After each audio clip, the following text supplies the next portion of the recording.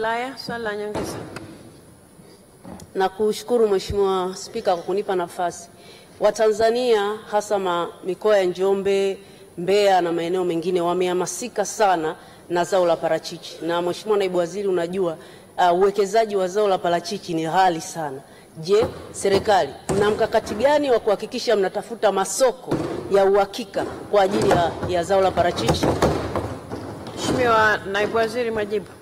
Asante sana Mheshimiwa Spika. Anachokisema Mheshimiwa mbunge ni kweli kabisa. Moja ya zao ambalo lina gharama kubwa katika uwekezaji wake, lakini lina faida kubwa sana kwa nchi ni zao la parachichi. Na sisi kama wizara, tarehe 4 mwezi wa 4 mwaka huu tulikuwa na kikao cha wadau wa parachichi ili kuhakikisha kwamba tunakuwa na bei ya uhakika kwa wakulima, na miongoni mwa maelekezo tuliyotoa ni kwamba parachichi sasa hivi itauzwa kwa kuzingatia grade. Kwa hiyo tutakuwa na grade ya kwanza na grade ya pili. Hatutakuwa na zile reject kama ambavyo imekuwa ikasemeka awali kuharibu bei. Lakini vile vile tumeingia mikataba na baadhi ya nchi kwa ajili ya parachichi kutoka nchini. Asante Mheshimiwa Spika. Mheshimiwa Naibu